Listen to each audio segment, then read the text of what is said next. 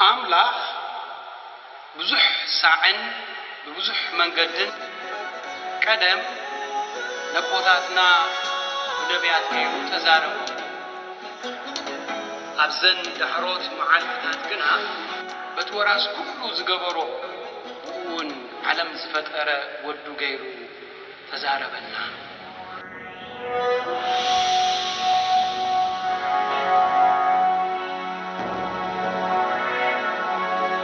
ناي علوتو أبناي لاتين قداسي الزنبب نبابات قال أملاخ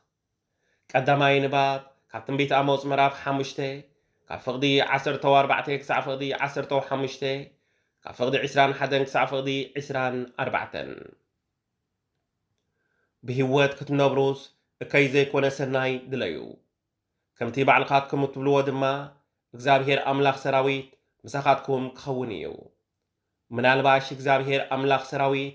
ነዚህ ተሪፉ ዘሎ ህዝብ እስራኤል እንተ ረሕረሓሉስ እከይጽሉ ሰናይካ አፍቅሩ አባይተውን ቆኑዕ ፍረዱ እግዚአብሔር ከምዚ ይብል ኣሎ መንፈሳዊ በዓላትኩም ጸላቁ ነዚህ በዓላት ትገብርዎ አኼባውን ፈንፈንክዎ ዝሓረር መስዋዕትኩምን መስዋዕቲ እኽልኹምን እንተ አቕረብኩም ለይኳ አይቅበሎን እየ ነቲ ናይ ስቡሕ ከብትኩም መስዋዕቲ ሰላምውን قليح أي كبلونية دهاي قنيتاتكم كباي أرحقو قانا مسنقوتاتكم كا كسمع عيدلنية فردي كم وحازي كنعنا خا كم زينة صفر با كوينو يفسس كالاي نباب كم مزمور داويت مزمور 5 كفقدي شوعاتك سعفقدي 10 شوعاتي او هزبي سمع عني كزاربية او اسرائيل انصاركا كمسكرية أنا እግዚአብሔር አምላካየ ብዛዕባቲ ኣብ ቅድመይ ተቕርቦ መስዋዕትታትን ዝሓርር መስዋዕትን ኣይወቕሰካንየ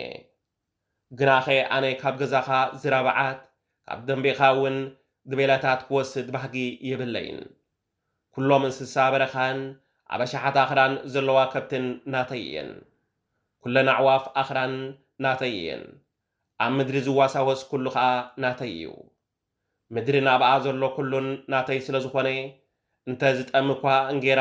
ኣይምለመንኩኻን ኣነዶ ስጋ ዝራብዓት እበልዕ ደም ድቤላታት እውን እሰቲ እየ ናይና ኣምላኽ መስዋዕት ምስጋና ሰዋለይ ናይ ንልዕል እውን መብፅዓኻ ፈጽመለይ ብመዓልቲ ፀበባ ድማ ፀዋዓኒ ኣነኻ ከናግፈካ እየ ንስኻ እውን ከተኽብረኒ ኢኻ ንሓጥእ ግና ኣምላኽ ከምዚ ዝስዕብ ይብሎ ኣሎ كما جيركايخا قالاتي اتدقم بزعبا كدانيون اتزارب تدفر كرمكا انت بلكو تكساسي تسأل انتزازيون ندحريخا تدربيو سالساي نباب كاونجيل ماتيوس مراف شومنتي كفقد 20 شومنتن كسع فقدي 34 ኢየሱስ ናብ ስግር ሃገር ገርጌሶን ምስ በጽሐ ሓደኳ በታ መንገዲ ምሕላፍ ክሳብ ዝስእን ኣዝዮም ሕሱማት ዝነበሩ ኣጋንንቲ ዝሓደርዎም ክልተ ሰብ ካብ መቃብር ተንሲኦም ተጓነፍዎ ኖኻ ኢየሱስ ወዲ ኣምላኽ ንስኻ ምሳና ንሕናኻ ምሳኻ እንታይ ኣሎና ግዜኡ ኸይበጽሐዶ ክትሳቅየና ናብዚ መጺካ እናበሉ ጨርሑ ካብኣቶም ርሕቕ ኢሉ ብዙሕ መጓሰ ሓሰማታት ይበልዕ ነበረ እቶም ኣጋንንቲ ድማ እተውፃና እንተ ኮንካስ ናብዚ መጓሰ ሓሰማታት ስደደና ኢሎም ለመንዎ ንሱ ከዓ ኪዱ በሎም ወፂኦም ድማ ናብተን ሓሰማታት ከዱ ኖኻ ብዘሎቲ መጓሰ በቲ ፀድፊ ነፊፁ ኣብ ባሕሪ ኣተወ ኣብኡ ጥሒሉ ከዓ ሞተ እቶም ጓሶ ተሃዲሞም ናብ ዓዲ ኣተው